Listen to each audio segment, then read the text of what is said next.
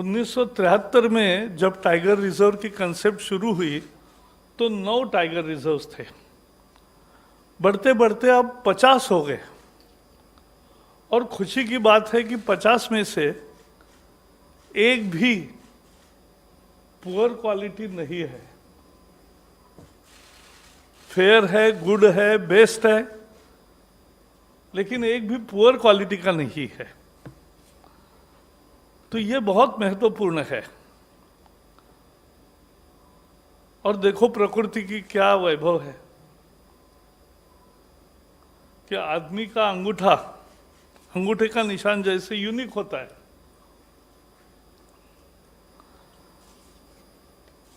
सात 700 करोड़ जन आबादी है दुनिया की, 700 करोड़ डिफरेंट अंगूठे हैं। एक छोटे से जगह में इतनी विविधता भरी है कि हर एक दूसरे से डिस्टिंक्ट होता है।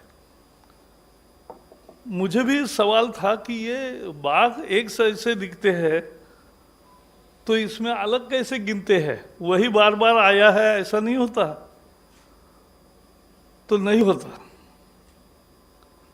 ये धारियां जो है स्ट्राइप्स, वो धारियों के कारण उसमें जो विशेषता भरी है उससे एक एक बाघ अलग अलग गिना जा सकता है। और बड़ी प्रक्रिया के बाद 2967 जो कहे थे प्रधानमंत्री ने, वो बाघों की सही पहचान हुई है। उनके सबके चित्र है, उसका विज्ञान है। और हम भी देखते हैं, कोई भी जंगल सफारी में जाए और इसको बाघ नहीं दिखा तो लगता है बेकार गया, अगर बाघ दिखा तो लगता है बन गया। तो ये भाव है लोगों में, क्योंकि प्रकृति का एक अनमोल रत्न है बाघ। और जब बाघ होता है तो जंगल अच्छा होना पड़ता है, घास होना पड़ता है, पानी होना पड़ता है, और प्रे बेस जो है, जिन प्राणियों को वो शिकार करके खाता है, वो भी सब चेन होनी चाहिए। तो एक तरह से हमारे प्रकृति का ठीक होने का ये एक सर्टिफिकेट है, बाघों की संख्या। और दुनिया के 70% बाघ भारत में है। भारत को गर्व होना चाहिए। 70% हमारे पास है और 70% बाघों के साथ आज हम दुनिया का नेतृत्व करते हैं। देखो, भारत की ये सॉफ्ट पावर्स है और सॉफ्ट पावर को हमें दुनिया के सामने बहुत तरीके से ले जाना भी चाहिए। और इसलिए यह आज जो पोस्टर निकाला और जो रिपोर्ट है वो देखने लायक है। सभी 50 जो टाइगर रिजर्व्स है उसकी कहानी है, उसका सारा रिपोर्ट है। अलग अलग बेहतरीन चित्र है, देखकर भी आनंद होता है। तो ये बाघ की कहानी है। और इसलिए अंतर्राष्ट्रीय स्तर पे हमारे अनेक सॉफ्ट पावर्स हैं। उसमें यह भी एक नई सॉफ्ट पावर है कि यहां 30,000 हाथी है, 3,000 एक सिंह के गेंडे है, राइनोज, सिंगल हॉर्न राइनोज, और बाकी भी क्रोकोडाइल से लेकर लायन भी 500 से ज्यादा है। तो ये सब वैभव है। और मैं हमेशा बताता हूं कि भारत में बहुत कमी है जमीन की। दुनिया में जितनी जमीन है उसका केवल 2.5% भारत में है। दुनिया में जितनी बारिश होती है उसका केवल 4% भारत में होता है। और भारत में दुनिया की 16% लोगों की आबादी भी है और 16% प्राणियों की, कैटल्स की भी आबादी है, पशुओं की। और सबको जमीन लगता है, पानी लगता है, खाद्य लगता है। इतने सब रिस्ट्रेंट के बावजूद भी दुनिया की 8% बायोडाइवर्सिटी आज भारत में विद्यमान है। तो भारत ने ये करके दिखाया। कैसे किया? क्योंकि हमारे संस्कृति का हिस्सा है, हमारे रोज के जीवन का हिस्सा है। दूसरे किसी देश में पेड़ की पूजा होते मैंने नहीं देखा। पेड़ की पूजा होती है, यहाँ प्राणियों की पूजा होती है, पक्षियों के लिए अलग मदद के रास्ते ढूंढे जाते हैं। तो ये चराचर सृष्टि है, चर भी और अचर भी। तो ये चराचर सृष्टि हमारे जीवन का एक अभिन्न हिस्सा है।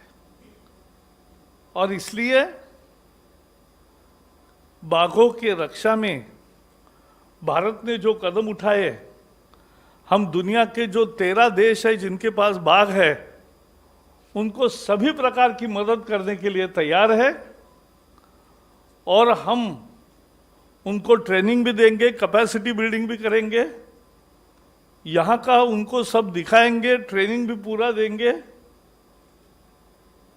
और बाकी भी जो सहयोग लगेगा वहाँ जाकर भी वो भी हम करेंगे, क्योंकि हम चाहते हैं कि प्रकृति की रक्षा हो। अभी आसाम में बाढ़ आई तो हमने हाईलैंड्स तैयार किए, जमीन के नए टुकड़े। जैसे एक आइलैंड होता है, एक द्वीप होता है, वैसे हमने लैंड के मासेस तैयार किए। और उसका परिणाम हुआ कि ये जो राइनोस है वो वहां आकर रुके, बाकी प्राणी भी वहां आकर रुके जब बाढ़ में, नहीं तो बह जाने का ये था।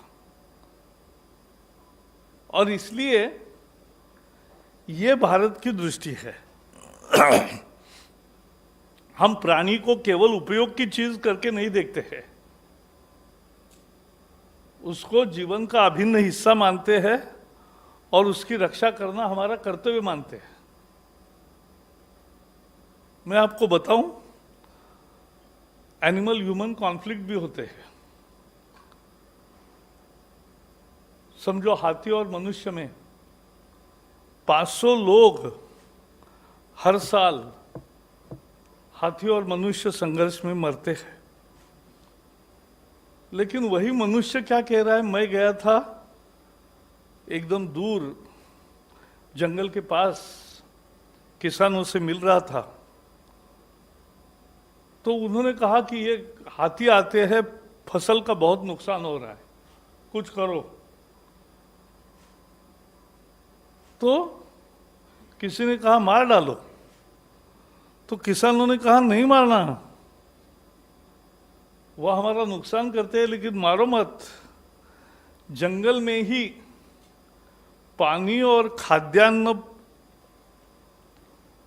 अत्यधिक मात्रा में मिलेगा तो वो बाहर आएंगे ही नहीं। किसानों के इस सूझबूझ से हमारा एक कार्यक्रम तैयार हुआ, वाटर एंड फॉडर ऑक्यूमेंटेशन, कि जंगल में खाद्यान्न भी तैयार हो, घास भी तैयार हो और पानी भी भरपूर रहे। और इसके लिए हम नए टेक्निक भी यूज कर रहे हैं।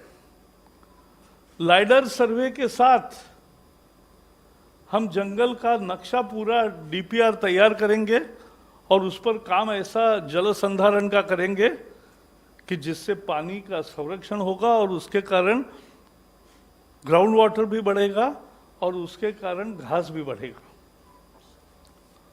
तो ये हम करने वाले हैं। तो पूरे प्रकृति की जब हम रक्षा करते हैं तो बाघ का इतनी संख्या होती है, एक काम से नहीं होती। और मुझे बताइए दुनिया में कौन से देश होंगे कि जहां बाघ अगर बीमार हुआ, जख्मी हुआ, बुजुर्ग हुआ, तो उसका ख्याल करने की व्यवस्था अब नहीं की है। अगर छोटे बच्चे अगर मां से बिछड़ गए या मां मर गई तो वो अनाथ हो गए, तो बिछड़े या अनाथ शावकों का भी ख्याल रखने का प्रोविजन हमने किया है। तो यह है कहानी भारत की।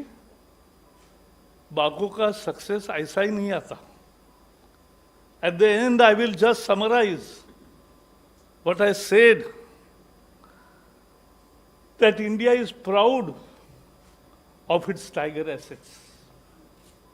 This is our natural wealth. This is our nature. Today, India has 70% of world's tiger population. We are in a leading position.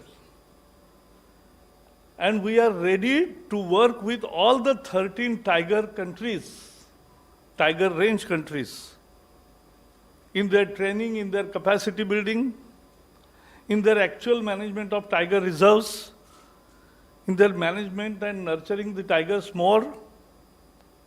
India will take the leadership role.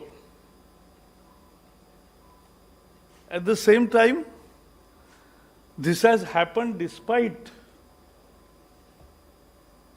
our constraints, physical constraints. And this is not only about tigers. We have 30,000 plus elephants, 500 plus lions, 3,000 plus single-horn rhinos, thousands of crocodiles, dolphins. So we have large amount of wild flora and fauna, of which we are proud. Our effort is to improve the environment and biodiversity.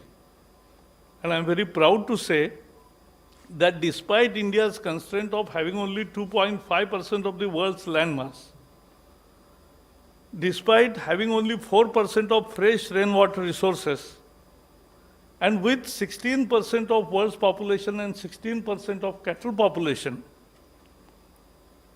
we have 8% of world's biodiversity.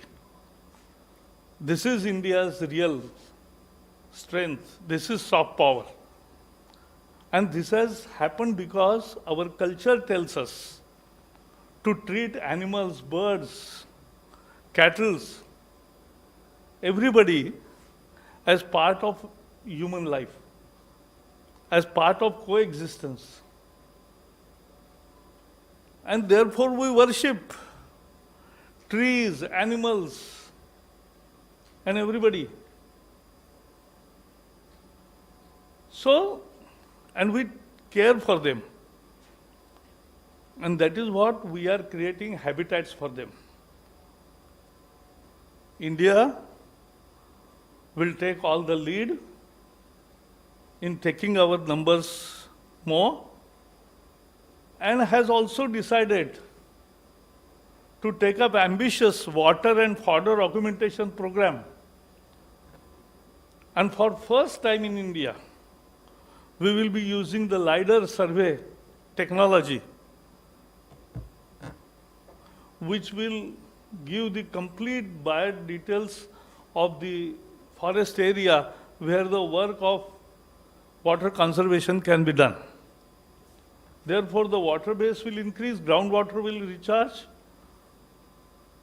and therefore the grass and the fodder will also be available. Therefore, there will be good prey base, and then there will be more tigers and all kinds of animals. This is India's biodiversity. This is our program to enrich our biodiversity. We are going ahead with this, and I hope that this will definitely succeed under the leadership of our foresters.